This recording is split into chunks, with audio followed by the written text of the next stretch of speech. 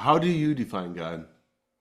Well, by recognizing at the essence the abomination in the concept.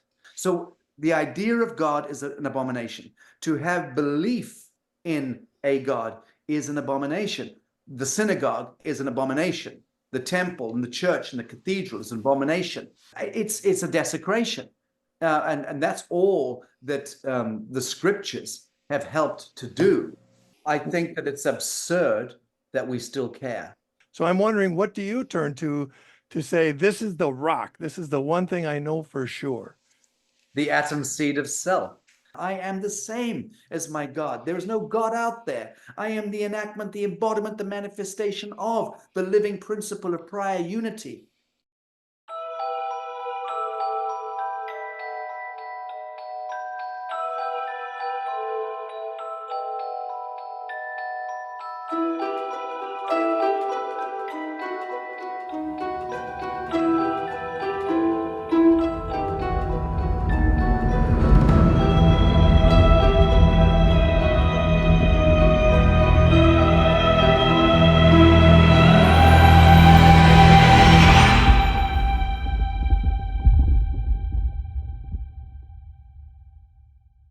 In this world, we have a hard time hearing the values of others. We have a hard time being in the room, in the same room, with people of different values.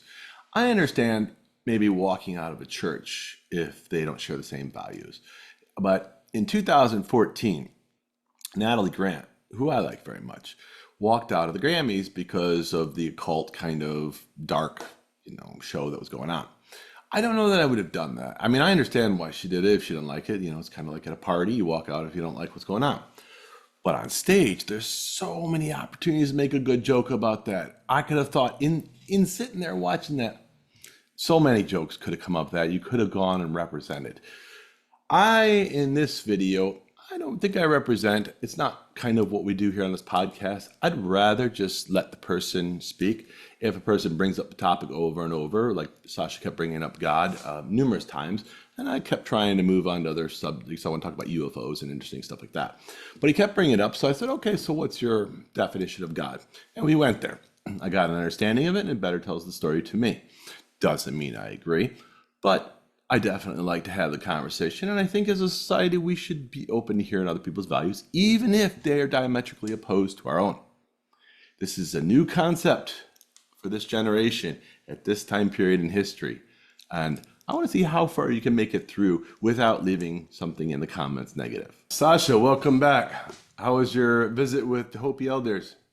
It was very, very meaningful, and I'm midpoint through this US tour right now, but that was definitely left an indelible mark at the front end of this tour. Thank you. I bet. That's neat.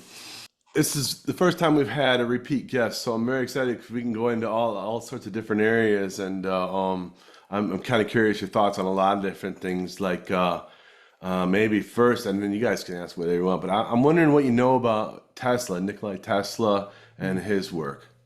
I've seen some of your videos, is fascinated with it, but maybe what do you know about him as a person? Anything?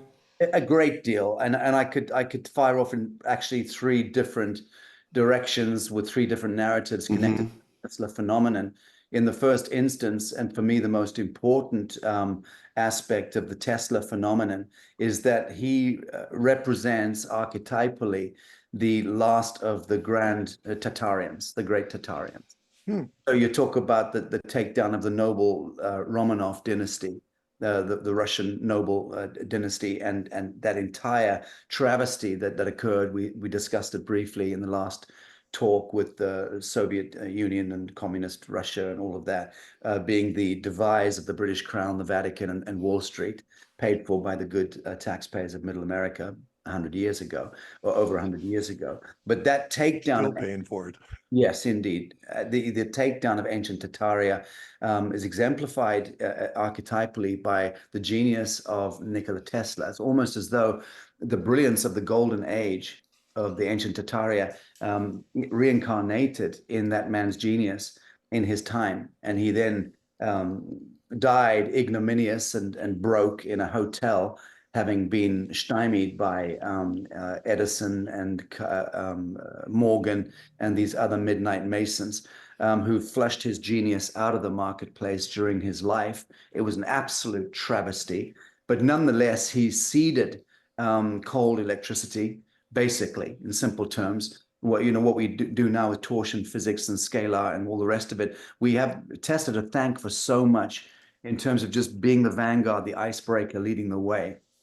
So there's that piece that is interesting to talk about. The other piece that's interesting to talk about is the connection between Donald Trump and his uncle, who inherited or bought or acquired the Tesla papers. This was well known. So the Trump family have contained the Tesla legacy, certainly for the duration of Donald J. Trump's life.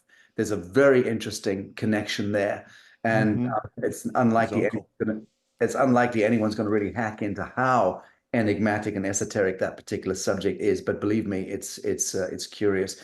And baseline is that Nikola Tesla represents his life and times and genius, represents the departure from the fallen light of Atlantis, so to speak, into the feminized dimension of hyperdimensional energy transmission, reception, and a relay. So in a sense, Tesla is the guy who came along and squared the circle, circled the square. And that's saying something. After thousands of years of patrimonial, patriarchal, draconian, empirical dominion, you've got to factor it this way, that for so long, our world and all of our cultures and civilizations were predicated on conquest and dominion and of exploitation, of control, of again, this patriarchal device of plundering the earth's resources, bringing them to the surface, oil and gas and all of the resources of the earth, and combustion, blowing them up, and then harnessing hot electricity, the whole AC/DC, JP Morgan, Rothschild hegemony over humanity through wage slavery pegged to the need to pay for energy, which in and of itself was highly destructive energy. Hot electricity kills. Cold electricity doesn't.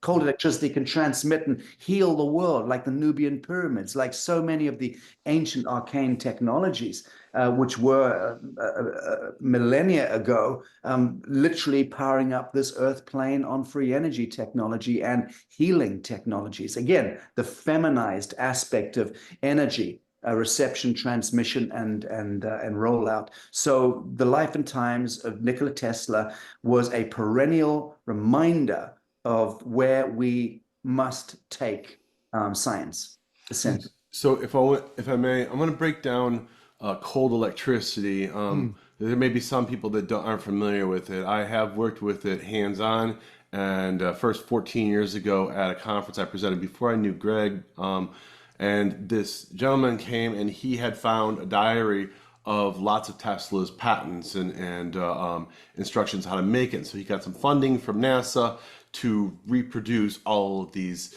inventions of his, some very bizarre. He had like 800 to 1,000 different patents. One of the main components, John, I'm not sure if you're familiar with it, of the most basic apparatus you can see is you take two capacitors.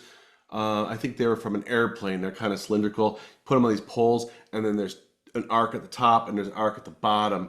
And if the bottom one is shorted, it's going to allow hot electricity, and maybe you have it backwards, hot electricity to pass, which is the typical electricity you see, which will burn you if you touch it, strike you dead if it's high enough voltage and amps. But then if he either he disconnects or he lets the other circuit pass in the middle, and the flame turns from red to blue, and you can touch it, and you can touch all electric components of it. And at that point, you could hook one wire of it to a light bulb, he stretched it all the way across the conference room, and it lit up a 100-watt light bulb, brighter than a regular electricity, and the wire was like as thin as a hair. Yeah. It was amazing. It would regular electricity would vaporize that wire. So it's something with the skin effect that he's inducing, where it's going outside the wire, doesn't heat it up, it's not hot. So that's kind of what he was speaking of. And Tesla said this electricity has healing properties, where the hot electricity has damaging talked about that a lot. properties. What's that? That's right. Tesla talked about that quite a bit, the healing properties of cold electricity. So I did want to before sum we up go that, on, yeah. I wonder what your definition of cold electricity versus hot electricity, or either one of you. So, well, I spoke about it as the feminine aspect of the reality matrix. So when we're tapping into the centripetal spin and motion of things, we're changing the foundational dynamic of the false light matrix into an affirmative recursive motion toward the resurrection of the angelic template, which self-exists, self-reveals, self-fulfills behind the 3D temporal false light matrix. So we're living in a false light matrix, which is entropic, which is why disease and death and decay prevail. But in real terms, behind the so-called leptons and quarks and atoms and cells and molecules that composite so-called reality, behind that 3D entropic reality complex exists the template of prior unity. And it's a return, a recursive motion toward that. So Tesla's craft, his art, his science, his superluminal genius was all about a return to serendipity, a return to the angelic template by healing, affirming, resurrection of the immortal and immanent paradigm, which again is what exists behind the entropic one. I mean, this this Vajra Dorj, which I don't go anywhere in the world without now, is really, for me, a kind of alpha omega symbol, totem of destruction, anti-destruction. And all of Tesla's work was about affirmation, expansiveness, and the feminized aspect of healing. Whereas all the other empirical modes of science, inquiry, conquest, dominion have been, again, patriarchal, destructive, devouring, parasitic. You need to devour something in order to take its life force in order to survive. So that's the parasite complex. The fallen light of Atlantis exemplifies that we're departing from now into the immanent, perennial, immortal paradigm. The Christed mantle, all of that stuff is what's emerging. And for sure, the life and times of Nikola Tesla exemplified the transition point between that and this. You mentioned something, Sasha, about dark light Atlantis, or Atlantis dark light. Can you explain to me what that is? I'm not familiar with that. I didn't say dark light. I said the fallen light of Atlantis. Sorry, I apologize. Fallen light of Atlantis. Yes. Can So you tell me? what I'm referring to there is the thrall within which we have existed for the last 13,000 years, to be sure, since we last passed through the galactic orbit and passed through the photon band about 13,000 years ago, which again is the semi-arc of the grand precession of the equinox. So about 13,000 years ago, we passed through this photon band, which is essentially the breath of Allah, the compassion, it's the breath of God that issues out of the center point, the 0 point in the center of the Milky Way. You look at the spiral disk of the Milky Way with that 0 point in the center, there is a hyperdimensional inhalation and exhalation that occurs from that 0 point and that traverses the entire cosmos that we know. And every 13,000 years, we essentially, as a solar system, as a planet, as a plane of existence, we traversing the Milky Way, the fringes of the Milky Way, we come back every 13,000 years and intersect with that plasma beam or that photon band. Now, it takes us about 200 years for our solar system, our Earth, to move through that photon band and then traverse again a galactic sleep or for 13,000 years or a galactic day. So that's how you break down the grand precession of the equinox in the simplest possible terms. And I can tell you that 13,000 years ago, the last time we passed through that photon band, the photons are subdimensional and or hyperdimensional plasmoids, so to speak, that do an audit of the entire manifest realm for that 200-year period. As we compress into the center of that plasma beam or that photon band, it is conducting the audit of God. against all living systems and saying, and doing a reading and saying, hey, how have you evolved? Do you want to play? Do you want to move into a higher spin rate? Do you want to move into the spiral of ascension? Or are you happy where you're at? Or do you want to move into a destruction, a death spiral? So an audit is done on the sum totality of the life expression of all living systems on the earth plane every 13,000 years. And the last time we passed through it, we chose Atlantis. We chose the destructivity. And so there was cataclysm. We all know that. So the creation myths all speak to the great deluge and the flood of Noah and the blah, blah, blah. So I'm saying that since that massive epoch of destructivity that occurred 13,000 years ago, that essentially formatted the geometry of the ethers for the last 13,000 years, for the great sleep. The galactic sleep cycle was predicated on that massive cataclysmic event. And we have been living variously in the thrall of the fallen light of Atlantis for the last 13,000 years. Now that we've been moving through the age of Aquarius, so to speak, from the Piscean age, moving through that photon band again, on the counterpoint of that grand precession, we are now broken through the center point, the compression point. We passed muster. That audit was done again. The breath of God literally permeated at the subatomic level every living system in the last few years and conducted that galactic cosmic audit. And we were not found wanting this time. This time, the collective pulse responded to the voice of God, the immanent voice of God. And we said, we're ready. We're ready for the upshift. And that's where we're now being taken. So the bifurcation is now a mechanical process, which is where the Anthony Fauci's and the Bill Gateses and the Nancy Pelosi's and the Joseph Bidens of this world lurch onto the international stage, and the crazy Argentinian popes, all of whom are subhuman creatures who in and of themselves have long since departed from the fabric of sentient soul and have become proxies of lower elemental demiurge, egregore, zeta reticulum draconian elements and forces. Fact. So, and the technocracy of the world is populated by such subhumans who have no empathy, no love, no capacity to love or be loved. And they're the ones who tried to exert one last thrall of dominion over humanity through mass sacrifice of innocence. But over the last 100 years, you could talk about it being the inception of synthetic molecules coming in 100 years ago through the Rockefeller-Rothschild covenant, which then led to the permeation of air, soil, water, and every living system being contaminated with synthetic molecules and poisons.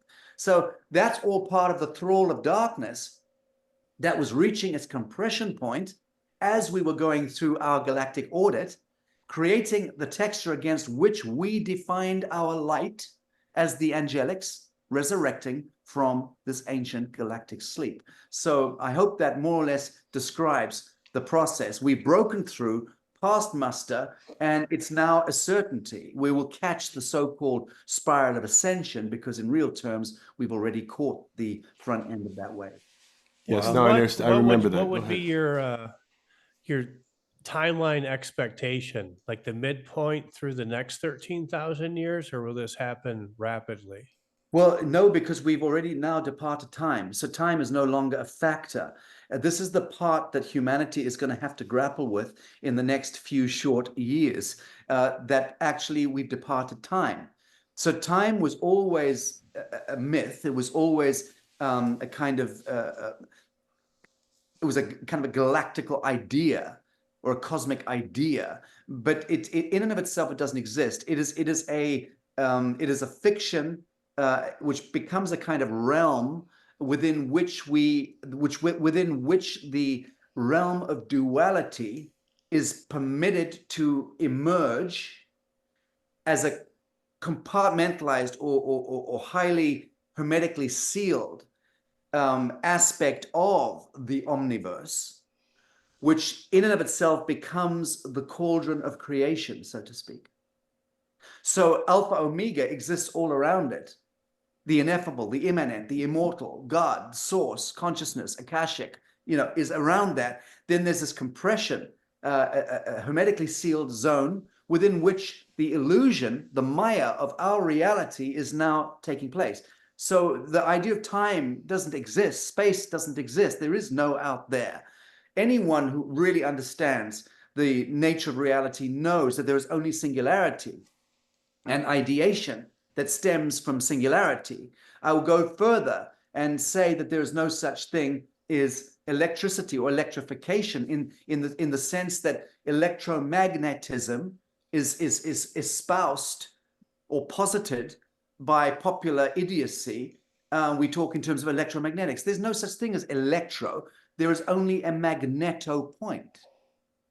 I mean, there's no magnetism, forgive me. Everything in this realm is electric in that sense. It moves outward from a magneto point, a singularity point. So this idea that this electromagnetics is nonsense. There is a magneto point, which is an absolute still point, which is the eternal mother and the atom seed of the womb of creation. And then everything else is electrification, moving outward, and so on, in this expressed realm. So again, we get into hyperdimensional physics, and I don't claim to be an expert at it, but I certainly understand how to traverse that, these ideas, and they've made absolute sense to my reckoning. We just have to, I think, invert and flip everything we think we know. Yeah, I think that's something to do anyway. Quick question. You mentioned God multiple times, and we were talking a few months ago, or a few weeks ago, maybe it was a few months ago, about how people define God. How do you define God? Well, by recognizing at the essence the abomination in the concept. So the concept of God, as is popularly understood, is an abomination, is the abomination. So that's hard medicine for idolaters to grapple with. I'll grant you that. But for sons and daughters of God, so to speak, for the Christed ones, so to speak, for the meek who are about to inherit the earth, so to speak, at essence, they will understand what I'm saying. God is connected to this idea of an extraneous aspect or element outside of ourselves, which exists outside of ourselves, and which, by best accounts, demands worship and fear, guilt and shame, and all the rest of it. The angry, jealous gods of old, perfectly personified by the abomination of Jehovah and Yahweh. Angry, jealous gods of old, which are the same motherfuckers as Poseidon and Zeus. And again, domineering, patriarchal, terrifying creatures, which are actually the demiurge masquerading as God and feeding off, as the great parasite that God is in that context, feeding off the life force of true creation. And the more we abnegate and abdicate our life force, our God-given plasma, and our attention through the pineal, as we give and surrender and abdicate our sovereign expression, our divinity, toward the idea of God, we thereby manufacture and manifest these gods in the lower elemental realms. We've done this cyclically, civilizationally, incarnationally for millions of years, actually hundreds of millions of years. If we want to get down to the real nitty-gritty of the fiction of time, I will give you over 300 billion years in time. So that's how long we've been playing the human expression game. But honestly, none of that matters, because it's all perfectly anointed and perfectly appointed. To answer the question, fundamentally, the idea of God is an abomination. The knowledge of God, the being and the doing as the avatars, the sons and the daughters of our divine mantle, Christed mantle, that's the living testament, that's the living gospel, and that is where each of us seek to be positioned. But we can only lay claim to that Christed mantle, as did the master from Nazareth, as did a number of great avatars and prophets, once we have completely disassociated from the idea of God. So when we're told that Jesus said this about the Father and said that about the Father, no, that's what some son of a bitch, Roman centurion or scribe, having murdered the Cathars or the Essenes, wrote down as spells and bonds, which then became codified as the Bible and as the, even worse, the King James Bible. So all of these doctrines and scriptures and gospels are sheer unadulterated dogma, which are a defilement and a desecration of the life and times of Jesus, the man from Nazareth. And moreover, the message that these great savant masters espoused in the course of their lives. So the idea of God is an abomination. To have belief in a God is an abomination. Hard medicine for anyone to own if they are still locked in that feedback loop of offering up their life force to a demiurge, masquerading as a god. I think I'm going to try to combine three different points you made into one question. One, Tesla had a belief of something specific about time, that he believed that there's a very thin veil in the nighttime around 3 a.m., where the veil between physical world and the spiritual world come together, and so he always made a point to wake up at that time. But you would be saying that is a delusion of sense for him. Is that correct, or are you familiar with his philosophy on this? He's entirely correct. Because he believed in that moment, that time. So go ahead. If you understand real history, Jeff, which it's very hard for people to comprehend, because the written record has been erased and largely eclipsed from view. But up until fairly recently in our civilizational wheel, and I'm talking about in the 1700s and 1800s, we were generally going to sleep at sunset, waking up again at the witching hour, staying awake till the early hours of the morning, 2, 3 o'clock in the morning, eating, going around visiting friends and family, and then going to sleep again, and then waking up at dawn.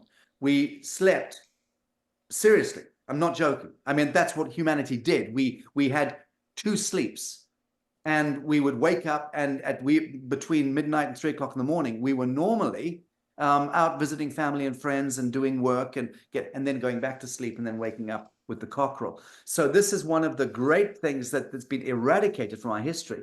And then the 1260 Babylonian calendric system is imposed, fully locked and loaded, and because that's part of a natural cycle, is to go to sleep shortly after sunset, wake up in the witching hour, spend a few hours working, playing, doing what we do, go back to sleep, then wake up. And that is actually the correct process for humans and for our biorhythms. And that was eradicated from us. I think Tesla simply was falling back into attunement with the natural circadian and biorhythms. Great. Wow. Well, I got a lot of questions. I still have questions about the first thing you said about the Tartarians, but I'll try to get the more recent things. Oh, so I'm curious now. You said that what Jesus said and what the Gospels report are at odds with each other. So for example, we've been told that Matthew was the author of Matthew, and he was also a disciple of Jesus, and that John was also a disciple of Jesus, and that Mark was written by, was a friend of Peter, who was a disciple of Jesus, and that Luke was a friend of the family, as it were. Anyway, so that's what gives them credibility. Would you say that those things are not true, or that they wrote things down? What they wrote down was not what we get I guess either what they wrote was not correct, or what they wrote was not what we're getting today, or which would you say, or that they really weren't who we think they were? I think that it's absurd that we still care about these absurdities. I think it's absurd that we still look over our shoulder to the endemic bullshit that has been regurgitated and written and defiled and desecrated so many times over millennia, And we still look back at these apocryphal stories as though they matter. They don't matter. They never did matter. The living testament matters. The living gospel matters. And that is what the second coming of Christ, the Christed mantle, when sons and daughters of God, the meek, inherit the earth, and we all stand up together and we own our connection and our conjugation to the divine. That was the bidding of the Master Jesus, who I have a perfect love affair with, incidentally. But as I do with the Prophet Muhammad, peace upon him, and I studied all schools of Islam over 20 years ago, 25 years ago. So I understand and understood for a long time the mystical roots of Kabbalah and the Zohar and Sufism and Islam and the Christian Gnostic tradition. They are all the same. And these stories that issued of the apostles and the disciples and the number 12 and the number 13 and is all symbology writ large in different psychocultural remits in order to harvest humanity into monotheistic culturalism, in order to contain us and then divide and conquer us variously into psycho-emotional hysteria and psychosexual adherence and addictions and psycho-intellectual hubris, so that we are constantly at odds with each other. This is the Tower of Babel. This is Babylonian witchery. And we've been caught up in that soup.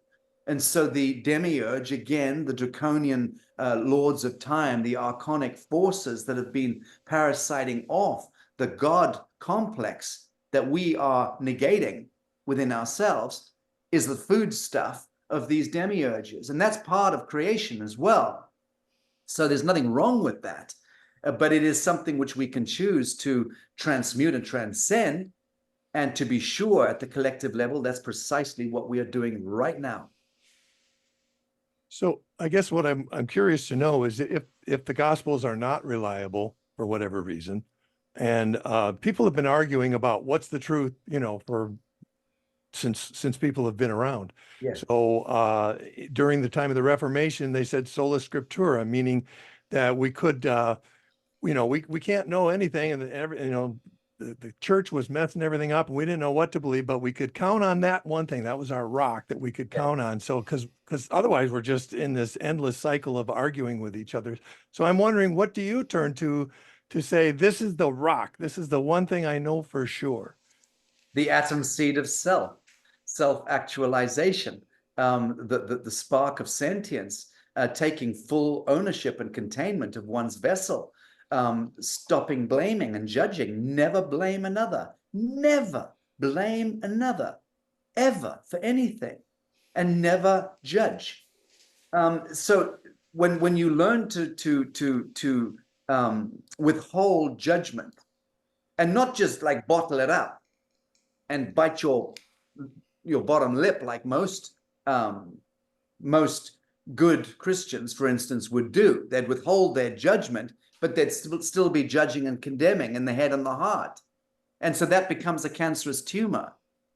So I'm not talking about that kind of withholding judgment.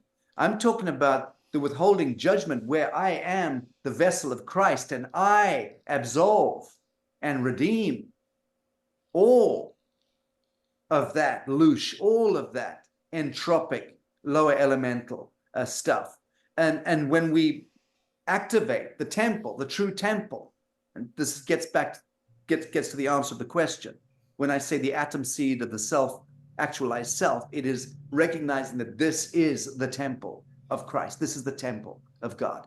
And the synagogue is an abomination. The temple and the church and the cathedral is an abomination, is again an aggregate of plasma harvesting. It's a technology.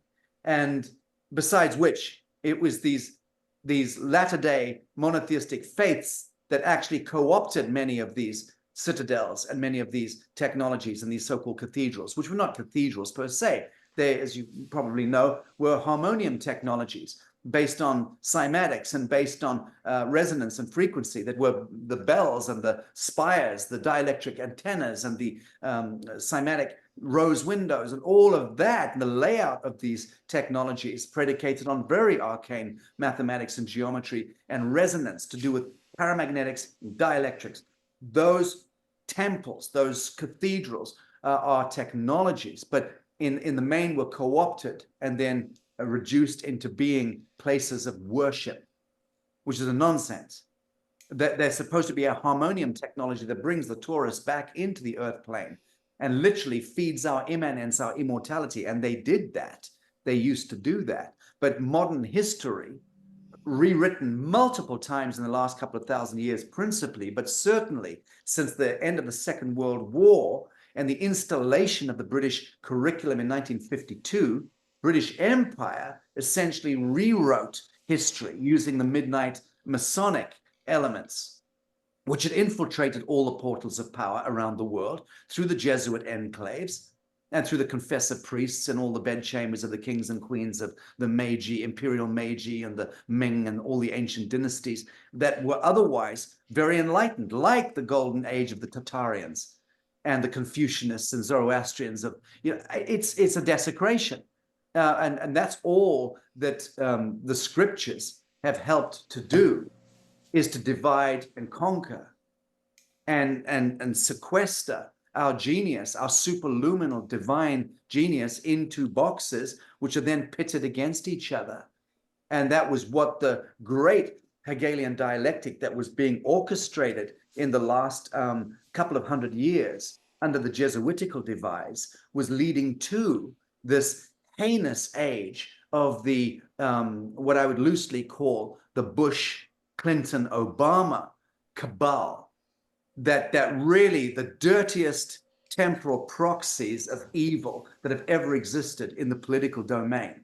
They make Caligula look like Alice in Wonderland because they were so fucking devious, this clutch, and what they were setting into play because of their base appetites. And they're just dirty humans and not elevated souls, no frequency running through their blood. And so they were beginning to engender a catastrophic takedown and harvest of humanity through orchestrating a clash of civilizations predicted by Huntington a long time ago, which was the Islam versus the Judeo-Christian world. So if you look now at the shit show taking place in Gaza, in Palestine, that is the atom seed of the play out of this theatrical production of the great Hegelian dialectic.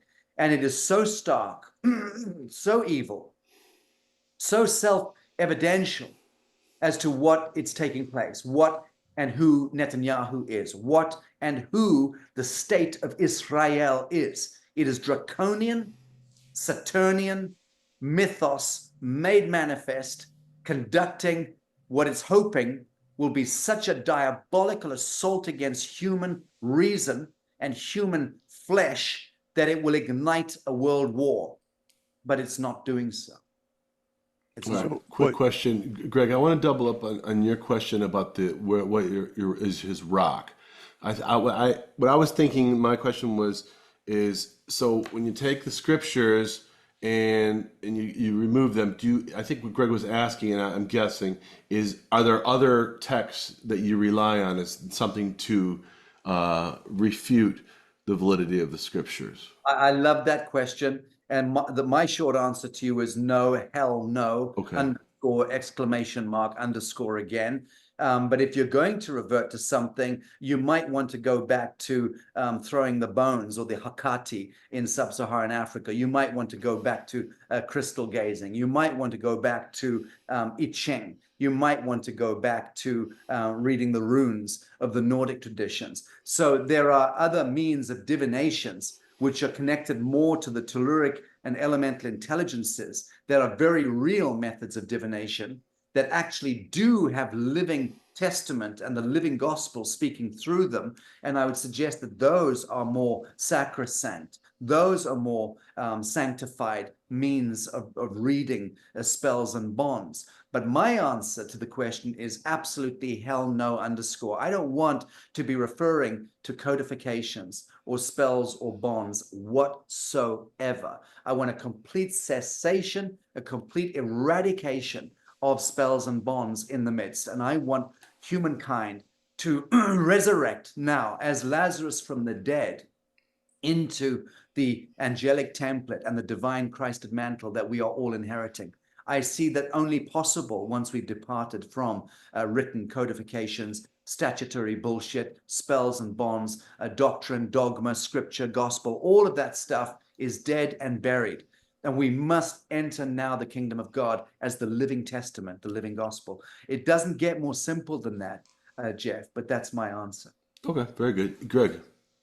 Well, that brings, I mean, there's 1,000 questions, but I'm curious because earlier you spoke disparagingly of Zeus and Hera and the Greek gods, Yes. and yet you spoke in praise of the runes, and the pagans generally who used the runes had the Norse gods, which were another form of God. So I assume that you wouldn't like those gods any more than you like the Greek gods. Respectfully, you've misrepresented the energy of what I was intending. What I said was that if you're going to go back to spells and bonds, you should do so more honorably by consulting crystals and runes and I Ching, which are marks, because those things are more connected to the elemental intelligences that we're invoking. There's a more honorable exchange there than simply reading spells and bonds laid down as dogma and doctrine under threat of fear, guilt, and shame. It's just more honest. But I did say, personally, disidentify altogether. Yes, he did say that. Yeah, He did. you were not recommending. It was very clear in my understanding. No, I understood that. I just wanted to clarify that you're supporting one part of paganism and not supporting another part, and I get that. Well, I'm not supporting it at all, and I would say that the sacking. I've got no problem with paganism. So let's have it. Okay, let's discuss that. I don't have a problem with paganism. The sacking of the Saracens and the pagans through Dum Diversis issuing out of the Vatican was one of the gravest crimes in the history of mankind, as was the doctrines of discovery, as we mentioned, granting the imperial crowns of Europe to go forth and conquest the black skin, brown skin, red skin, yellow skin people in the name of God, which is the heinous 500-year blood cycle that we are having to now absolve at the psycho-civilizational level. But the sacking of the Saracens and the pagans was an abomination. It was classic, the church coming in and destroying the relationship that the pagans and the Saracens had with the elemental gods. There's nothing wrong with having a relationship with Thor. Thor exists. Poseidon exists. Zeus exists. They all exist. So does Yahweh and Jehovah. It's just that they only exist by virtue of our permissions. And once we've withdrawn our permissions and done the soul revocation, we are not subject to their commandments any longer. Anything that commands you does not love humanity. There is no sovereignty there. It is a failure of sovereign jurisdiction to have a commandment. So any God that commands anything should be absolutely ignored and have the in its place. So I want to take that really quick. If you have a grandchild or loved one, and you truly do love him, and you want to put them in your will, you're giving a last will and testament. It's a covenant that's one-sided. It says, if you do this, you will get this. My understanding, that's exactly what the commandments are. They're like a last will and testament. It's one-sided. If you do this, then this will be achieved. I don't see that as non-loving, because if I love my family, I would leave them certain things that I don't have any say over anymore. If they do, then the legalities of the world will dictate that you get your... It hasn't worked. Like you wouldn't want to give money to a drug addict. I certainly wouldn't make a last will and testament, but I just give it. If I want to donate it to them, I just donate it to the charity. Yeah. But if I really love somebody, like my son, if I were to die tomorrow, I'll say, if you do this, then you'll get this, because I want him to achieve something great out of that. My understanding, that's what the commandments are. Yeah. A parent can just command a child, you should do this, and because I said so. Sometimes for a child, that's good enough reason, Exactly. It'll never work. It hasn't worked in thousands of years. It's never going to work. Saying that's bad for a parent to command a child? It doesn't work. It can't work. You can't command anything. You can invoke, you can conjure, you can impress, in different ways. But it's the difference between the feminine and the masculine way of doing things in that sense. To command something is to invoke fear. Fear as a source code will So a always parent should corrupt. never command a child to do anything ever. Never, never. You shouldn't even speak to a child for the first few weeks of its life. You should sit back and listen to its gurglings, and you should gurgle back at it, but you should not speak to the child. Absolutely. You should allow a child, a newborn soul, to enter into this world, and you should lean in and listen to it. And if you did not start imprinting it with spells and bonds and base syntax, and mindfuck the thing out of its own superluminal genius by the time it's 3 weeks old or 3 months old, you would start to allow that creature to bring its star language into the temporal realm, and it would do it every single time. Moreover, that child by the age of 5 will probably be able to play a Mozart and Liszt. We absolutely destroy the superluminal, supernatural genius that each of us are born to, because we are led to believe through this false patrimonial instinct that we should lean in and start to teach one another and impress ourselves upon one another and install our software into one another. This is false light So extended. the concept of school is bad? We should Abomination. just get rid of all All schools? schools should be got rid of. Children should be brought to sit in circles, barefoot under trees, in meadows, in enclaves, and they should be telling stories. They should be speaking to their dreams, speaking to their aspirations, exploring their creative genius. They would all be speaking 6 languages by the age of 9. They would all be geniuses by the age of 12. That is for sure. The Steiner model is a way shower there. The Krishnamurti model of 0 point education, it's not 0 point, but it's approaching, is a very good model. The 0 point education that we're about to institute in the New Earth sanctuaries in the US and in Mexico initially will demonstrate that out very, very quickly. We call it 0 point learning, but it's really about bringing, again, it's taking the feminine position and incubating, conjuring, inspiring, bringing it from the inside out, not the outside in. The outside in is the domineering way, where we try to force our will onto another. But when we invite the child's will to be done, their genius emerges. So the simplest way of doing that is the Ubuntu method in that sense, is you bring the children together every morning from the ages of 4 or 5 up until 15, 16. And they literally all, the first session of the day is sitting in circles and just babbling, talking, allowing each, pass the stick, allow each of them to explore. They can lie through their teeth. They can talk about dreams. They can talk about their plans. They can do whatever they want, uninhibited. You just allow them to be the story and to tell the story. You call that once upon a time, ... and you allow them to do it. Then later in the day, you let them go to the farm and learn how to milk goats. You let them climb trees and break limbs. You let them go and plow and till. You let them go and explore mathematics and geometry and the fractality of nature, by mountain hiking or whatever. You get them back to the soil, the living soil, and you allow the elemental and telluric forces to do the imprinting. So in this way, we allow the superluminal genius in one generation to come in. We know enough about perinatal, about typhonic consciousness, about conscious birthing and conscious dying. We've been studying it for years with our New Earth University and within the metric of what we're now putting forth, to know that 0 point learning is the path of least resistance to the highest outcome. Yes, all schools should be absolutely dismantled. Universities are the gravest abomination really on the face of the earth in a sense, because no war economy would ever have emerged if it wasn't for academia being sequestered in the way it has been and allowing it to do the cult programming. And the grand deceptions of ages have been perpetrated principally through the portals of the hallowed schools of learning, the Princetons, the Yales, the Oxbridges, and the rest of them. Don't forget, it was linguists and Masons in those institutions which have essentially crafted the entire war economy. And we are now captivated in a cycle of war, disease, and poverty and debt, the likes of which this world has never seen, courtesy academia. John, I have some clarification about the 0 point learning. So you're not saying don't educate them, because obviously they wouldn't be able to articulate themselves in a manner that's to even achieve anything. So how would you approach fundamental learning so they can actually articulate and think mathematically?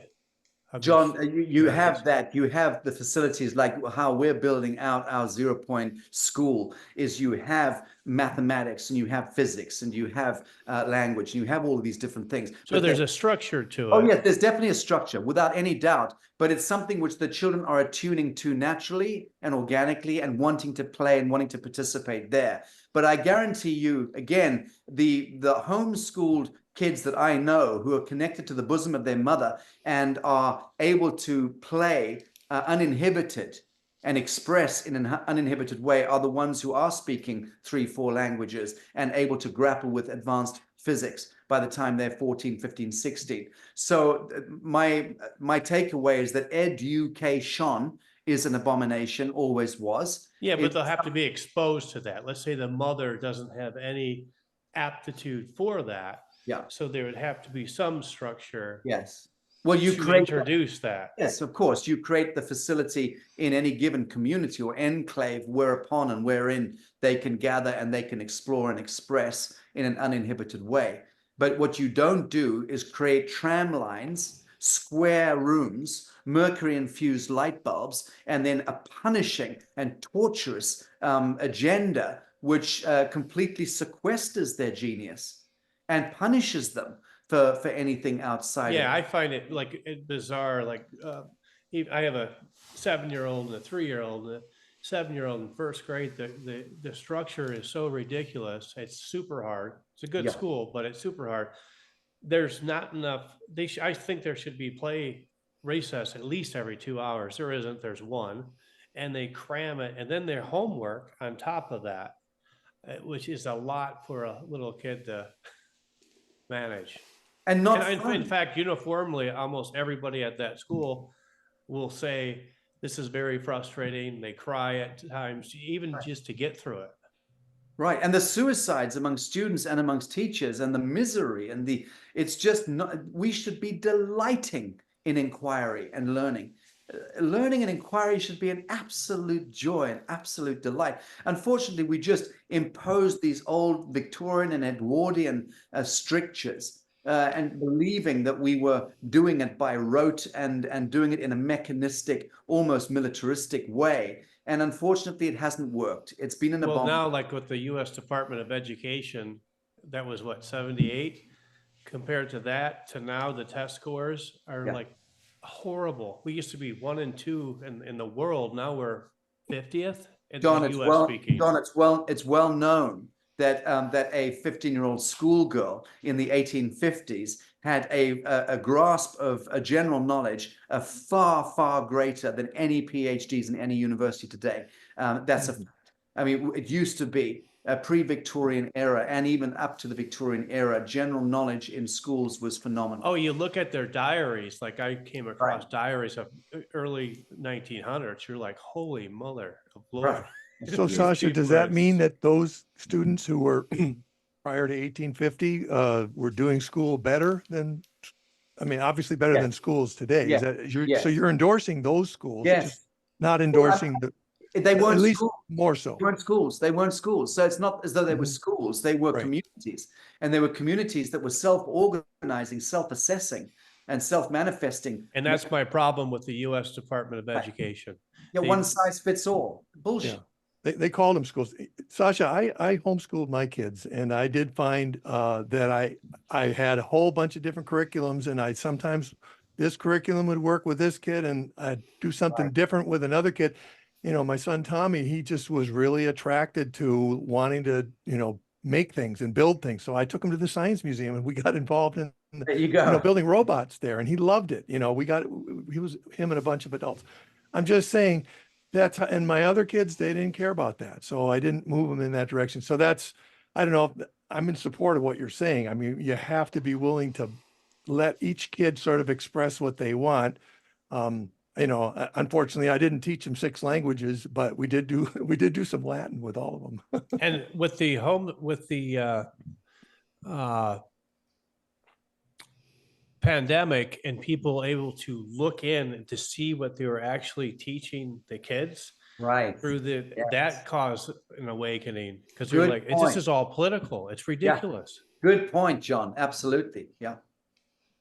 All right, I have a question. So for me, with parenting, and I do some homeschooling and some not. So my son went to school for a while, my oldest, and then homeschooled for a few years, and he really wanted to go to high school, and I let him take that, and he thinks he wants to go back. One of my other kids completely homeschool, and one's at school. So I'm more of a gradient. So I want to give a scenario, Sasha, and you can tell me what you would do, because I'm on a gradient. I don't believe no commands, because some will save their lives. For example, I coached soccer, youth soccer, and years ago, this boy, one of the things with soccer is freeze. It means everyone stops exactly where they are, and they became very trained to it. It's not the way we call it the F word. You don't want to use it very often, but because it really inhibits their normal playtime. But one day they were at this field. The game is here on the field. The cars are racing by along the highway. The ball rolls out. The boy runs aimlessly to the road. I turn around, see on the corner of my eye, I yell, freeze. He stops on the edge of the highway as the car zipped by.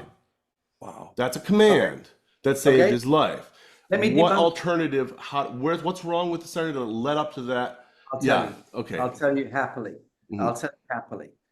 So obviously, you can't be that reductive to take what I said and apply it to every little minutiae. No, I said I'm on a gradient with this. Yeah. Okay. Yes, you may be on a gradient. That's good. But I will say this, and I'll use 2 examples. And I'm sorry I can't remember the name of the town in Germany, but there is a town in Germany that about 30 odd years ago, certainly was over 2 decades ago, decided that they would eradicate all, and I mean all, rules on the road. They had no signposts, only names of places, no stop signs, no traffic lights, no lines on the road, none. It was an experiment, and it worked. And I think it was something like in 15 years, they didn't have a single incident. I believe it. I believe And it. there was because everyone in that town was forced to a return to the psionic, almost telepathic, almost psychic, intuitive state of grace in order to function. And we've seen this play out in India and in China, where they're also doing experiments and removing all traffic lights and allowing these huge roundabouts where millions of people are traversing every day. Now they're just finding their own way, and actually now the traffic's moving. They're freeing up the economy in these cities because they've removed all the strictures. That's fact, and that's scientifically evidence. I could do a 2-hour lecture just on that. Bali, where I have my home, is a classic case in point, where you have 7-year-old kids on motorcycles without helmets, literally, constantly on the road, driving at 70 kilometers an hour. Now, that doesn't give me much pleasure. And if it was my child, I'll be honest with you, I would be horrified, terrified, and I'd rather manacle my child to a tree than let them do that. But the Balinese do let them do that. The Balinese allow their kids completely unfettered access to reality, and the kids can do what thou wilt. In that sense, they're allowed to just fully express themselves. And there's a bit of abominable behavior that happens, and then the community polices it, and people learn. And I'll tell you, there was almost never an accident. And if it is, it's probably caused by an expatriate being nervous on a motorbike or in a car. So there's this endless kind of motion and movement. And to all intents and purposes, it's very dangerous. It's like your kid running into that, that steel curtain. But the psionic intelligence, once it's allowed to activate, and the telepathic, psychic, intuitive faculties are allowed to activate, then that becomes the preservation complex. I completely know what you're saying. In the world that we're living in, there's the kid being free on the field that wants to run wherever the ball goes, and the second, there's this construct called the road and the freeway and its rules, and those two worlds will clash because of some disharmony. I understand exactly what you're saying. Greg or John, do you have more on this? Well, I was just going to say, in Germany, the Autobahn has, for decades now, there's no speed limit on the major freeways of Germany. And that's it's never been a problem. So that's just, Okay. and I was looking for this city that you talked about. I didn't find it, so, but I'll keep looking. I'll see if I can find it as well after the fact. But we were studying it. We were studying it about 10 years ago, and I was using that as a premise of some of the lectures I was doing about over 10 years ago, and we were fascinated about it. I think it begins with an N and has Dorf at the end, I think. Don't they all? Neuendorf. All right, let's shift gears a little bit. I'm really fascinated in some other areas too. I wanted to move into outer space concepts, if we can, and the spiritual realm in this regards, if that can be made. But I want to go just back to the moon landing. Just tell us everything you know and your thoughts on the moon landing and the space program in general. It's a real hard one. I mean, because, it's not that the disinfo bothers me, but when you get into double disinfo, it starts to become problematic. Like I was watching something on a Facebook thread last night where an actor, I can't remember his name, but he's fairly well known, was saying that, oh yeah, no, he spoke to Tom Cruise, had a conversation with Tom Cruise one day on set, and he spoke to Tom about the time that Tom had worked with Stanley Kubrick, and on the I think it was the Eyes Wide Shut. Right. And he said to Tom, are you aware of the fact that Stanley Kubrick was recruited to film the lunar landing back in 1969, that he was used to film a kind of makeup scenario in the Nevada desert, I think it was, where they did a false filming as a kind of preemptive thing. But the actor did not exclude the fact that he thought that they still went to the moon and filmed on the moon. So he was creating disinfo without even knowing it. And Tom Cruise was answering and saying, yes, he was aware of that, blah, blah, blah. But the fact of the matter is that the truth is far more likely that Stanley Kubrick was recruited in order to film in 1969 a cryptic, a fake lunar landing, and that was beamed back into Cape Canaveral and then syndicated to the world, which was part of a devastating psyop and a lie in order for the US to apparently win the space race over communist Russia, and that was a very strategic chess move on the Babylonian chessboard by the deep state, by the American secret space program. And that's the fact of it. And Stanley Kubrick had been, at that time, was a young student, a very brilliant cinematographer, but had been inveigled into doing that film. How? Well, by CIA or whatever coming and knocking on his door and saying, listen, son, do something for your country. We need you. You're good. We'll bankroll your films in the future. You're set up for life, whatever. However the deal was struck, it certainly worked. Kubrick went on to become one of the great supremos in cinematography. And I know that the last film he made, Eyes Wide Shut, was a really important piece because that was his apology. And that was him trying to atone at the end of his career for what he had done, that he recognized later in life that the psyop that he had helped perpetrate had really helped the world take the left fork in the road and allowed the deep state a very unique kind of hegemony over our reality. And when he was making that film, Eyes Wide Shut, just so happened that my girlfriend at the time was in the film with Nicole Kidman and Tom Cruise, and she was living with me. And the blonde, beautiful girl who was naked for most of the film being sacrificed by those Satanists. But she told me when she was coming home from set, as the film rolled on, she was saying, this is the weirdest film in the history of cinematography. She says every 2 or 3 days, Stanley breaks the set down. It gets shipped to somewhere else in Greater London and built in another facility, but it's the same set. And we are all put in blacked out vehicles when we meet for muster in the morning and driven to different locations. It's the same set, but it's constantly moving every few days. Why? Well, because Kubrick knew he was being tagged, and what he was doing was very dangerous. So he was putting security measures into the filming. And of course, he dies at the end of the making of the film. And I think 15 or 16 minutes is removed from the film, which was the essential telling of what happened in the film and what he was trying to tell us about, that these Babylonian satanic Luciferic elements have been controlling all of our reality. And that, again, was his atonement in a sense, and he died. But the disinformation that was coming out of a young actor this week on Facebook about the life and times of Kubrick was double disinfo, and really helps throw the game badly. And that's my great concern is the double disinfo piece. It's almost impossible now to navigate the truth of reality by looking over our shoulder. And Jeff, don't forget, the reason why these AI algorithms like Midjourney have now proliferated in the last year or two, and allowing a 9-year-old kid to literally create a Walt Disney film using their imagination, talking to an AI program, and 90 minutes later, you've got a Hollywood epic. This is insane. We've got to this point. Why is that incredible technology being unleashed on humanity to cover the spoor, cover the tracks of these satanic forces that have... I believe that. I believe that exactly. Yes, they've been caught doing things on film, and the fact that they can now say, "Oh no, that was just that was AI." Yeah. Right. Yes, there was a lot of danger surrounding that movie, because that's exactly what he was doing. Is he was exposing the cult end of what they're doing.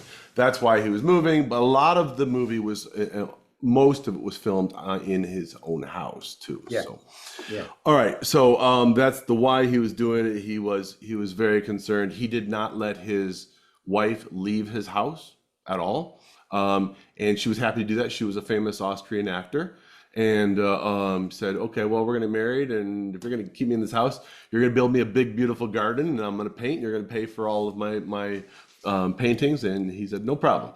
And his daughter was a little bit of a rebel. I don't know if you've ever met his daughter. She was a little bit of a rebel, and so the two of them butt heads, and she did not want to live in that life sheltered, but that's what he was doing. There's a sign a mile down from his road saying, thinking about visiting the Kubricks?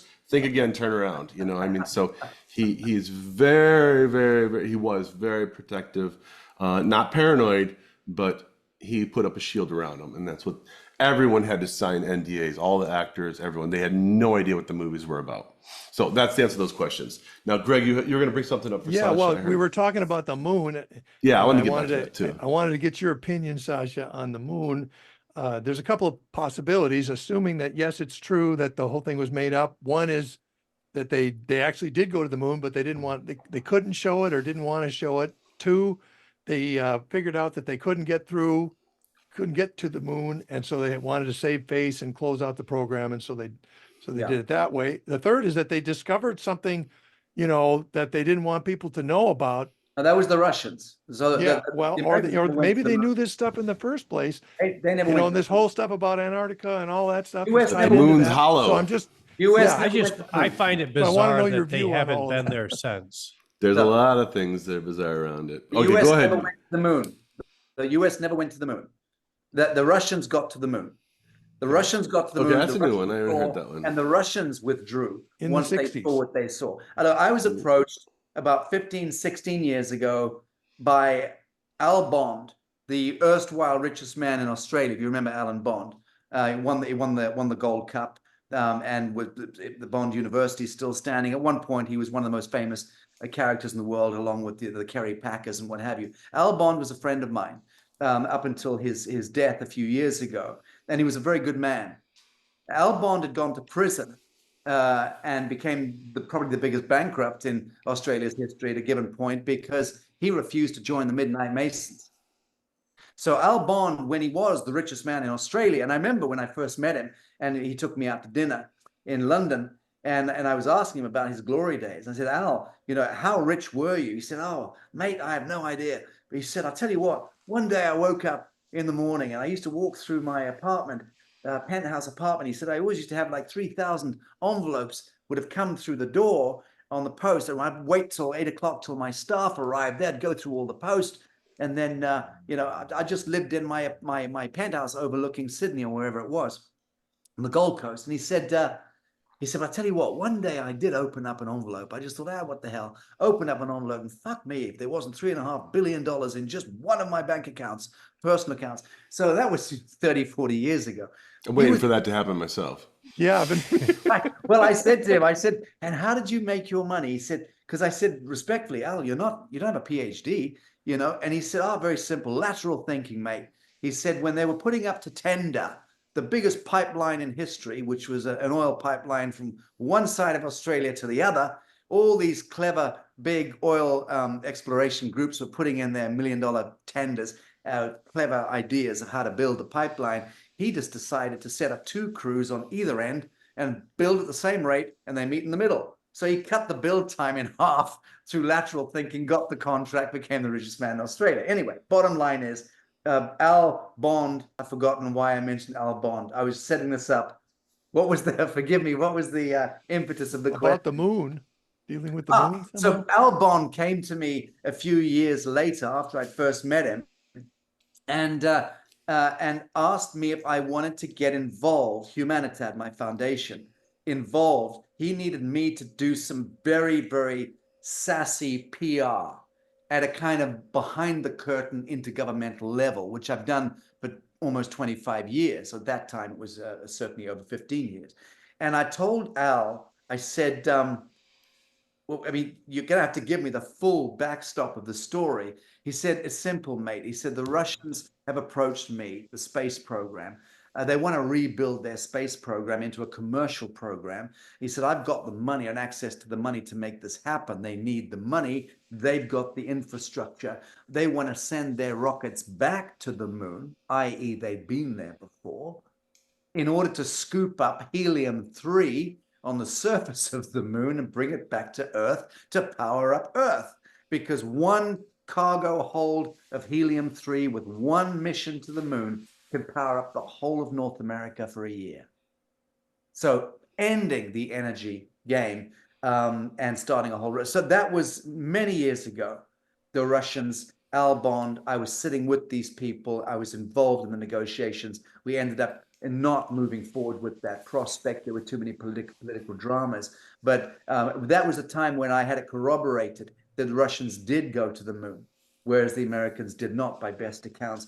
I knew Ed Mitchell not well, who purportedly went to the moon, but Ed never really gave out much of the real story, and none of them did, you know. I knew Dr. Brian O'Leary, I think he was the Apollo 17 mission leader astronaut, was a very close friend of mine before he died, living in Ecuador.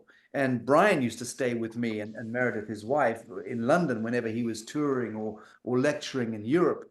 And so we got to know each other very well. And Brian told me a whole heap of shit about the secret space program and about what he knew, not what he conjectured, you know, up to and including what almost got him killed by the US jackals when the Japanese space program sent co-financed the Saturn probe mission with NASA, sending that probe to Saturn, and what was coming through on the live feeds to Japan and to NASA was, as the probe was approaching Saturn, they could see alien craft over 200 miles long mining the rings of Saturn.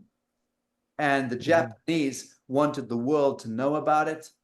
And the Americans told the Japanese, don't you dare. The Japanese said, go to hell. We financed this mission. We'll do what we like with the intellectual property. Fukushima, bada boom, bada boom. So, you know, big moves. But Brian O'Leary, again, former Apollo mission leader, he was supposed to lead the mission to Mars, incidentally. I think it was 1978 or 79. That was then stymied by Congress when they withdrew the budget. The Brian was pissed off when he realized that there was always a kind of front of house NASA and a secret space program as well, that where they are really doing certain explorations. And whether they got to the moon or not, I don't actually know, but I do know that the Russians got ahead of them. So did the Russian landing, was that after Kubrick or before? My understanding is it was all happening more or less at the same time as in the late 60s, and that the Russians had got there ahead. Russians are far better at keeping secrets than the Americans are, let's face it. And that they had interfaced, they landed in one lunar crater. I can't remember the name of the crater. And there were a series of alien, I think, artifacts or aliens and their craft or whatever on the perimeter of the crater within which they landed, and then they were told in no uncertain terms to get back in and depart, and they did. That's my Told by understanding. who? By these extraterrestrials. All right, I got a couple questions. There's three general beliefs, maybe four, three general beliefs of what extraterrestrials are. Some are saying they're just purely intelligent life from other planets. Some saying that they're interdimensional beings. Some saying they're just purely spiritual beings, angels or demons. I think Tucker Carlson just said that's his belief. And then there's maybe the fourth, that they just simply don't exist. Where do you land on that? You know, Tucker Carlson is a wonderful, wonderful man, and I don't know him. I received a FaceTime call from him in Bucharest when I was there last about 6, 7, 8 months ago. I spent a couple of minutes on the phone just saying hi, bye. Seems to be an incredible human being, and I think he's just one of God's anointed ones at our time. But I don't believe that he has a very comprehensive grasp of these more esoteric elements. People like myself have been at it for 3 decades. I think I've got a far more comprehensive grasp of it. Angels are not demons, but certainly demons do masquerade as angels, but that does not make angels the same thing as demons. So there's a conundrum there, that one needs to transcend, transmute in understanding. So angelics self-exist. The demonics, the diabolicals, have to some extent the capacity to masquerade as angelics, and that represents to the true seeker a real conundrum where you are required again to move into your psionic intelligence to be able to determine what you're looking at. Is this an angelic or a demonic? And that's appropriate to be pulled into your highest cogitation, but it's a similar conundrum to you following the light at the end of the tunnel when you die, or should I say, making the mistake of following the light at the end of the tunnel when you die. Because what you are likely to be drawn toward, albeit looking as though it's baby Jesus or Magdalene waiting for you, it is likely to be a 3-foot zeta reticulan alien gray, projecting as Jesus, projecting as the God that you worshipped whilst you were alive. So, you know, again, holographic heavens and hells, which are still contained within the thrall of tick-tock time and connected to a feedback loop of reincarnation back into this earth plane, that's part of a greater conundrum that we should be focused on. But the only way we refine the inner lens, the spiritual lens, is when we are seated perfectly in that throne of actualized self. And as I said on a 3-hour interview I did with a Tim Ray's show yesterday, do what thou wilt is not the same thing as I am that I am, or my will be done. My will be done is, you're only able to utter that if you are in phase coherence with thy will be done. Because if you dare to utter my will be done, and you are not in coherence with thy will be done, you'll get hit by a bus or a meteorite or a snake bite. It is very dangerous utterance. So, but it's not to be confused, my will be done, as an utterance, which is a godly utterance or a Christed one. It is not to be confused with do what thou wilt, you know, huge distinction. So, but do you believe that these extraterrestrials or these beings, Zeta Reticuli, the Greys, do you believe that they are interdimensional beings, spiritual beings, or just from another planet travel around mining stuff? They are you and I, in a sense, in future timelines. Okay.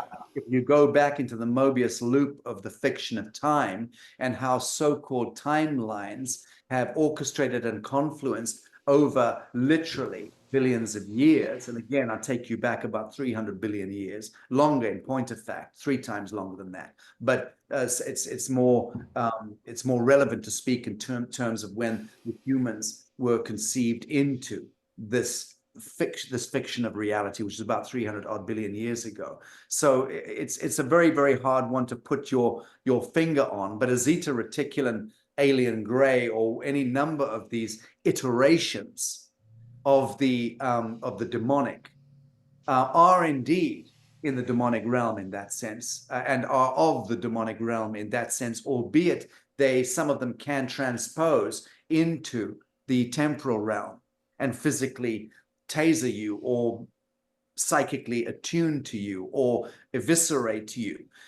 So there's such a complex spectrum of these, let's say, malevolent extraterrestrial / demonic elements in this universe. That's a fact. But what are they in real terms? I think you may find that they are us 27,000 years and 43,000 years down the line, once entropy is fully kicked in, functioning on the most limited bandwidth of sentience, so to speak. And Al Bielek and those other stories of former US military operatives who were part of these military exercises or black operation exercises testified to the fact when they returned from time travel. And you better believe that it is very possible to time travel. It is not complicated. Jump gate technology is not that complicated. You know, Can I just jump in? How does time travel make sense if time doesn't exist? Which I thought you also said. Because time in and of itself doesn't exist, but this complex of a holographic field of limitless. I was trying to explain it earlier, Greg, and I can't do any better. Can I just throw in a maybe what I think you're saying? Basically, that time and space, you said that neither one exists. Yes. So is that sort of the idea that only consciousness exists and that we're just all imagining the reality, what we think is reality around us? Or maybe the question should be what is real as opposed to what is not foundationally real. And what is real, foundationally real, is a state of witness. To be in a state of witness is absolutely real. But when you're talking in terms of time, as is popularly understood, it categorically cannot exist in the way that it is understood, which is there was an inception point, a big bang, and then there is a alpha omega points. And here's a chronology. It's one singularity, and we are nested perfectly in that. You can call that God if you like, but that inception point, which is it's a living principle. It's not a thing. It's a living principle. It's the principle of prior unity, as the great Adidas Samraj put it. That exists and self-realizes and self-manifests and self-fulfills. And everything out there is an extension of that. So I am that thou art. I am you, Greg. You are a different aspect. I knew there was something going on. Right. I see the resemblance too. Right. We're different aspects of the same living principle, seeking to see ourselves in this multiplicity of expression, and in the process to fulminate into ever higher octaves of expression in affirmation, creative expansiveness, and blah, blah. So time, this linear idea of time, is simply a framing of how we construe the realm of duality. And the realm of duality, as I said at the first question, is simply a hermetically sealed quanta within the embrace of the alpha omega, wherein we are able to play the fiction of time. And so this Mobius loop of time is limitless. So to answer the question that Jeff was putting, which was a good question, who or what are these alien grays? Where do they issue from? They are an extension of ourselves in part of this Mobius feedback endless loop that have gone rogue, taken the left fork in the road on different expressions, and have come back into the temporal field, courtesy probably of 1946, 47, 45, 43, where we were the Pacific Atoll testings, and when we were splitting the atoms, and we were renting the fabric of time-space, creating hyperdimensional, interdimensional flares or beacons going up, which grant permissions to these hollow echoes of ourselves in the future to come back and try to resuscitate themselves through life force to cannibalize and parasite off us. So it's part of the same Yahweh, Jehovah complex. So the Zeta Reticulan alien gray Yahweh, Jehovah, angry, jealous gods are all part of the same inexpressible, inexhaustible expression seeking to animate itself in the field that doesn't really exist. So it's the best way I can put it. So time in and of itself cannot exist. So there's a lot of Can Go I ahead, just Chris. submit quickly that I see time, I define time actually in terms of cause and effect. In other words, we know that event A caused event B, therefore event A happened before in time event B. There's a cause and effect relationship, and therefore there must be time for there to be cause and effect. So I just wonder what you think of that. But in that limited framing that we are playing in, it's a sandbox that we've created for ourselves through ideation in which to play the game you've just expressed. But what you should be doing, in point of fact, is standing absolutely on the nexus point, in the center point of then, and then, or before and past and future. You should be standing on the indivisible line, which is right here, right now, and reckoning with the fact that the past is right now and the future is right now, and it's all in the realm of the imagining. But there is no time that separates the past and the future. What we're doing right now as a species, as a genus of the hominid human Adamite, as it confluences perfectly with its angelic template and resurrects as 3D temporal angelics, which is what's going to be happening in our lifetime, that we are terminating the relationship with time. And in fact, the resurrection of the angelic template and framing of reality that is now the emergent reality frame, I call it the new earth dawn or the new earth horizon, that is only, don't ask me about those balloons again, I don't know. That is only able to manifest in diametric proportion to the degree to which we relinquish the idea of time. Otherwise, we cannot move back into the immanent immortal frame. So again, we can continue the pedantics and the semantics of then and now and alpha, omega, inception point, closure point, but they don't exist. They are ideas that extend from the living present. And once we've brought the past and the future, epigenetics teaches us this. It's all an echo in the blood.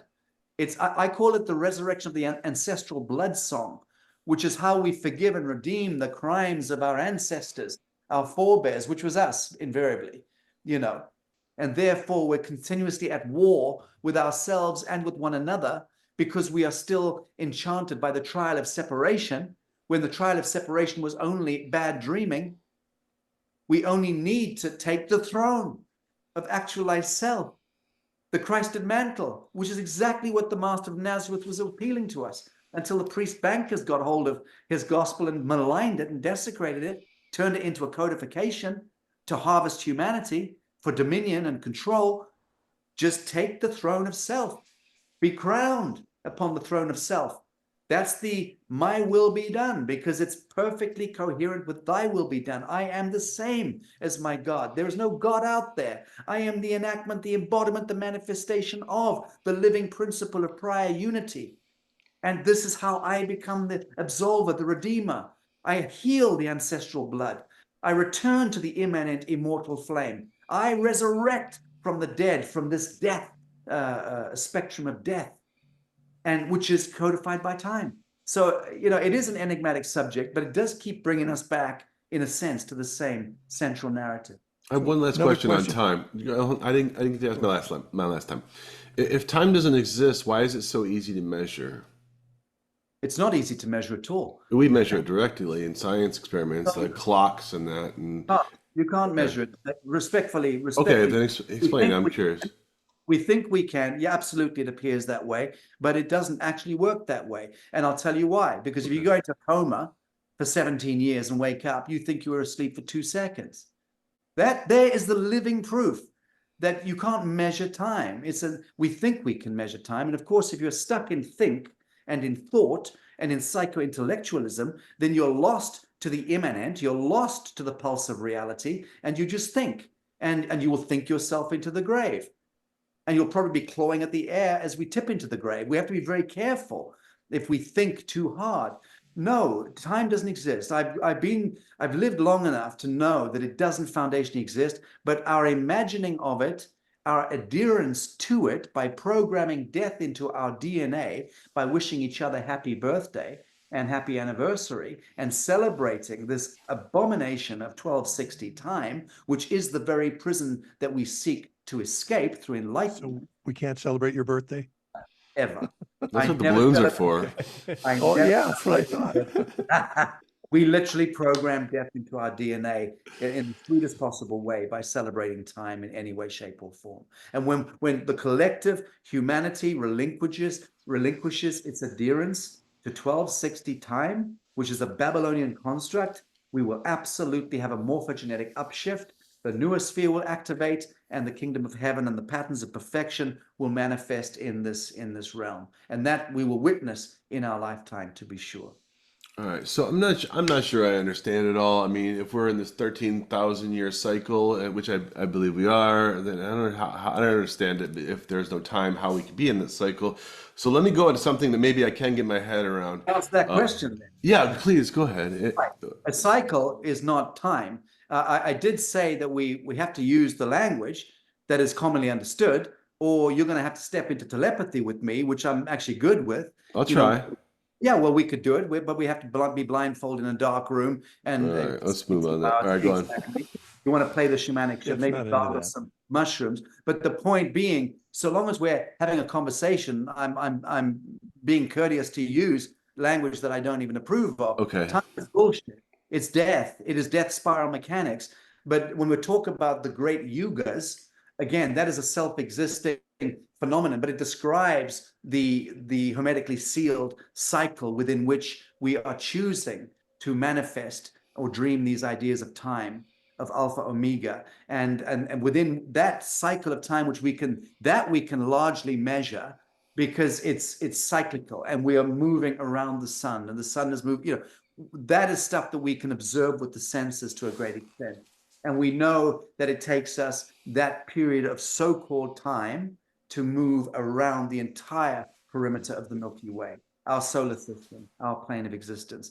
And then there are certain phenomena that occur as we're moving, but it is not time. It is a constant self-revealing, self-fulfilling moment, that it's a living moment.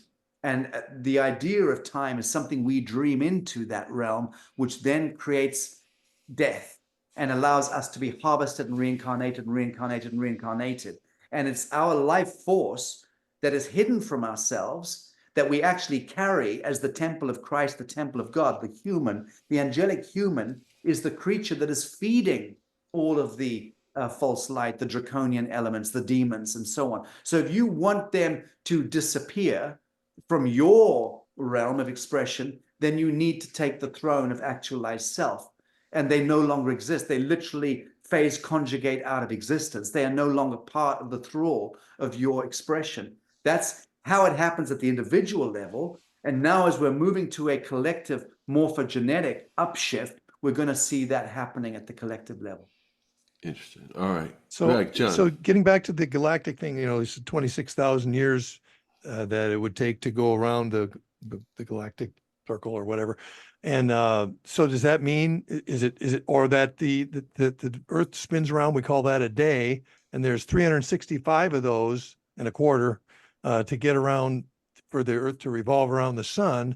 You're saying none of that's real, or that those numbers don't mean anything? I mean, again, I'm talking about what is foundationally real is a state of witness. We are trying here to enlighten. You wouldn't be doing a podcast which is based on truthful inquiry with an idiot bohemian like me if there wasn't a central remit here to inquire toward our enlightenment. I'm assuming that. So we're all of us seeking relevancy, which is seeking truth, which is seeking enlightenment. I'm doing the best I can to answer temporal questions, or actually these are important questions, by saying that our enlightenment will never be found by having a circle jerking conversation, not with you guys, but generally as humanity, having circle jerking conversations constrained within the parameters of 1260 time. So if we truly seek pure truth, central sun, pure truth, enlightenment, bodhisattva, God status, Christ status, if we truly seek freedom, we truly seek redemption, absolution, and salvation, then we need to learn to position our state of witness in that which is foundationally real and acknowledge and accept the fact that the rest of what we're talking about is playing in a sandbox of duality, which is never going to take us to our enlightenment.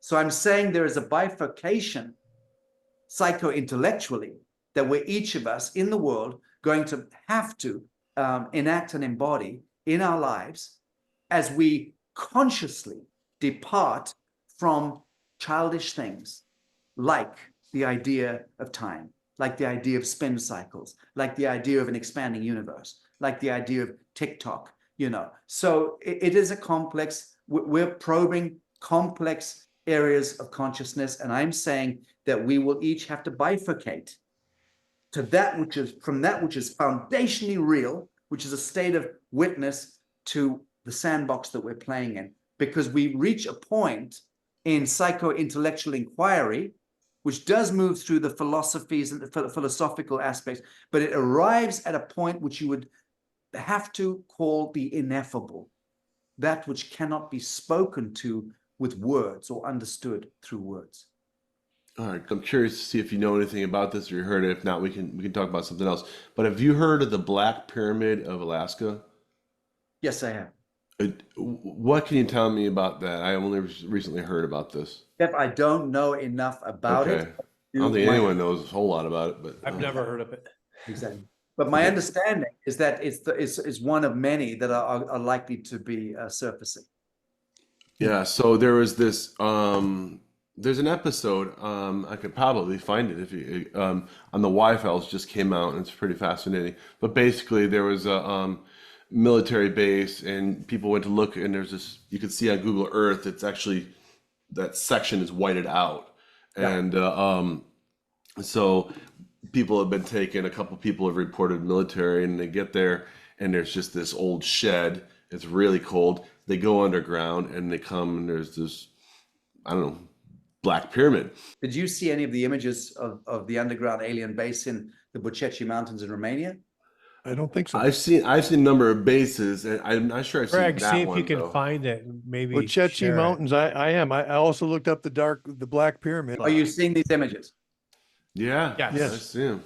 These are some of the images taken from the underground alien base discovered by the military in Romania, reported, alas, to the US military in, I think it was 2003 or 2004, and have been sequestered by Delta since. And I've been working with some military folks in Romania in the last 2 years to try to prosecute to get back in. I mean, this is stuff that the world needs to know about, but this is what was discovered. Nice. Beautiful pictures. Wow. So how old are these things? This is a quarter of a kilometer pyramid, high pyramid inside the cave system. Wow.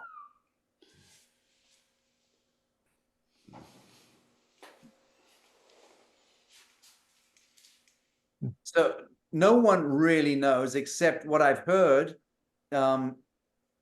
from the Miltel people that I deal with in Bucharest, and I'm there 5 or 6 times a year because I've got a company and an office there and partners there in the military. And what I've heard is that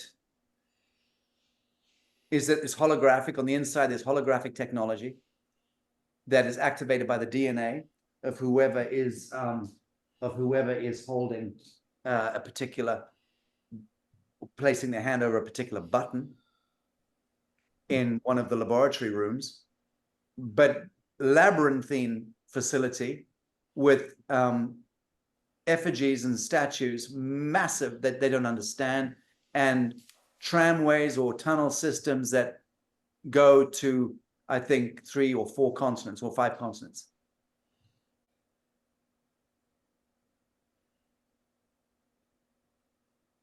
So I went on to Romanian national TV last year on I think it was a 3-hour show. And the network was closed down. and threat of prosecution after I went on that show. There are definitely things there that no one wants, that the powers that be or powers that were don't want humanity to know about. But what we think, and I'm fairly certain from the works that I'm doing in investigating this particular facility, is that this may well have been the laboratory of Ninhursag, the chief science officer, daughter of Ra, going back to Enki and Lil, which the Sumerian cuneiform, the oldest written record, and teaches us about the Enki and Lil mythos. So it would appear that this may well be the actual laboratory wherein the most recent seeding of the human, the Adamite, occurred with our star nation, angry, jealous gods, so to speak, came in to seed us into the earth again. God created us in 7 days, remember? And all of that. So very enigmatic subjects and stories, all of which are being revealed now as part of the great revelation that's upon us. I did do a little digging on this. First of all, Bucegi has a very strange spelling. It's Bucegi, the Bucegi Mountains. I wouldn't have pronounced it that way. But the article that I was looking at talks about the people that were there were known as the Dacians. They were there about the time of Christ, give or take a century, and they were conquered by the Romans, and they were pagans. They worshiped some kind of... And that's classic Midnight Mason intervention in history, written up as Wikipedia or anything that you can Google search. Right. So, you can dig deeper. Romania precedes Rome. Rome was named after Romania. The world has never taught that. And the Romanian language precedes Latin vastly. There is also written records in Romania that predate the Sumerian cuneiform by thousands and thousands of years. That's part of the stuff I'll be... So you think these pyramids are much older? Have they dated these things under the ground? No, well, if they do, that's information that's being very heavily sequestered. But you could be sure that these are at least 200,000 years old. Mm-hmm. So, but in comparison now, I'm not sure how high the Great Pyramid is. You said this was 200 meters high, this one that's underground? And the Great Pyramid, that one was 200 meters, yeah. Yeah, but how big is the Great Pyramid? Any I idea? don't know. I should know that, but I don't know. It's not, it's bigger than that, but still, that's pretty big. I'm just trying to get a comparison. Half the size still of the big Nubian pyramids, which I was at in the Sudanese desert a few months ago. So, and studying those. But to be sure, the fact that so many pyramids in Bosnia, I just got a message yesterday from Dr. Sam in Bosnia. The Bosnian pyramids, the Chinese pyramids, the Indonesian pyramids, Mexican pyramids, all around the world, pyramids are revealing. And some of what we thought were hills or mountains, many of them are underground then, right. And they're all over the world? Or are they in specific locations? Do you think their locations are significant? Well, they're significant in as much as they appear to be awaiting critical telluric lines or ley lines. Yeah, of the earth. Right, so the Giza pyramid is 95 meters. I just looked it up. 95 meters. So this is bigger than the Giza pyramid? That's interesting. Is that right, Jeff? It says 95 meters high? Yeah. Mm-hmm. Wow. So therefore it's twice the height. Yeah. Holy cow, that's big. Wow. Can I move on to something? We were talking earlier about Romania, and this sort of brings it full cycle. When you were talking about Tesla being a Tartarian, and this is like way back when.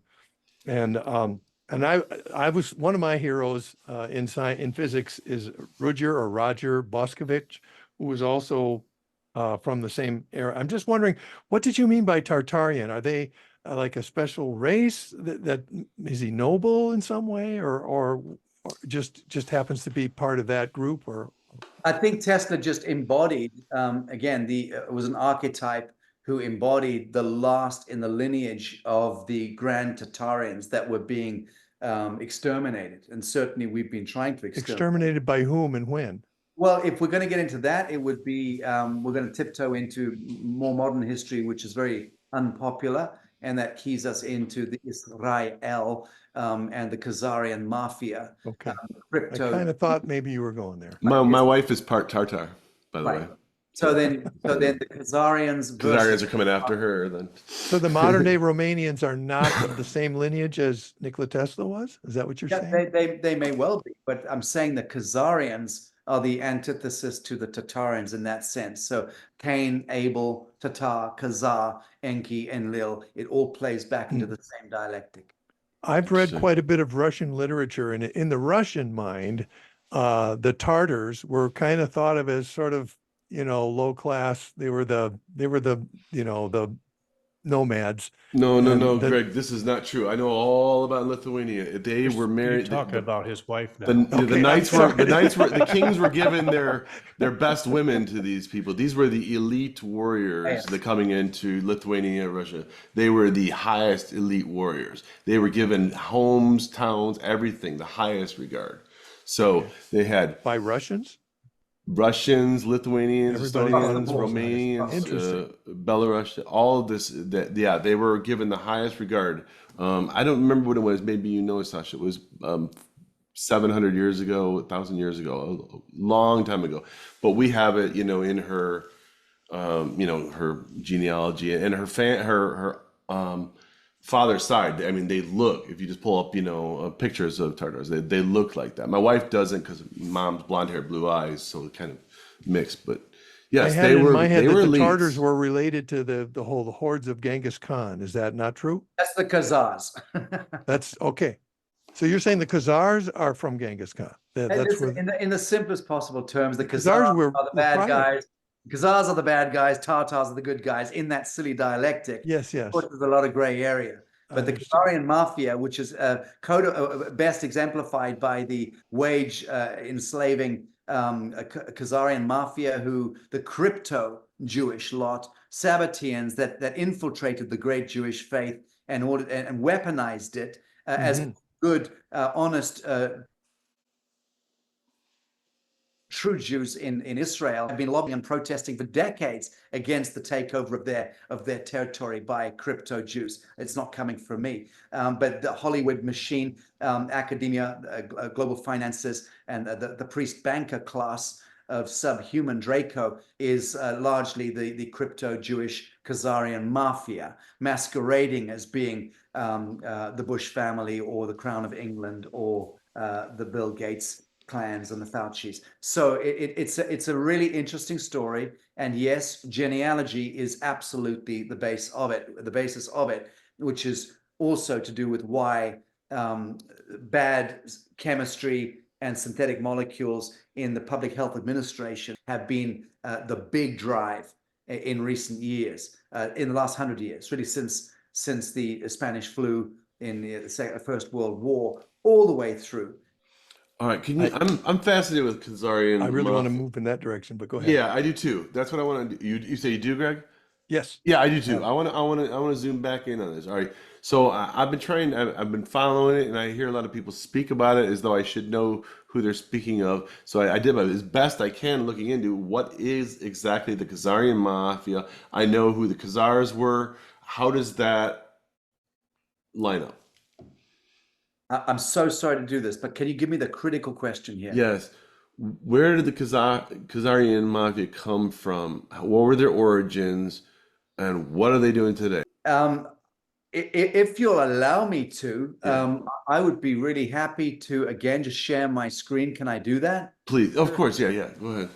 So this should, if I've got it in here, I should have it in here. Okay. Gonna give you a little bit of a history lesson. Yes, thank you. I appreciate might- it. Let's have some. I It's really- gonna I get don't the know anything video about- in trouble, just saying. Let's have some I fun. think, yeah, that's good. All right. Look, I'm just gonna. Oh, a I'm gonna PowerPoint. Good. I like jump into PowerPoint. here. So okay, I'm just gonna rush through this. Okay, so we get The placed inside the jar, and the lid is then sealed. They are left undisturbed for 3 days. Then, when the jar is opened, the fleas will not jump out. In fact, the fleas will never jump higher than the level set by the lid. Their behavior is now set for the rest of their lives. And when these fleas reproduce, their offspring will automatically follow their example. So you see, that's how it happens. And That makes sense. I understand it. That's good. I'm trying to find my way. These are some of my own scrapbook images of me and my insane journeys over the years. Nice. But that's the Empress of China. You didn't know she existed. You know, that was fairly recently in my office in Bucharest. Very real stuff that the world never knows anything about. And the man next to her is the great famed prosecutor, wonderful man who eliminated the hardcore Cosa Nostra mafia from Italy.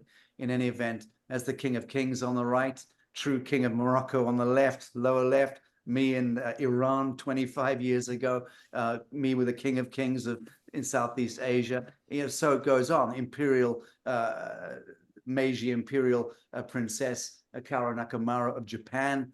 You know, this is 20 years ago in my home in Bali. There's just stuff, white hats, and I just show a number of these images. I'm trying to get to, here we go. I'm trying to get to Burning Man, Manhattan, Chartres Cathedral, 13th century, which is a Schumann resonator labyrinth coil on the floor that was built almost 1,000 years ago.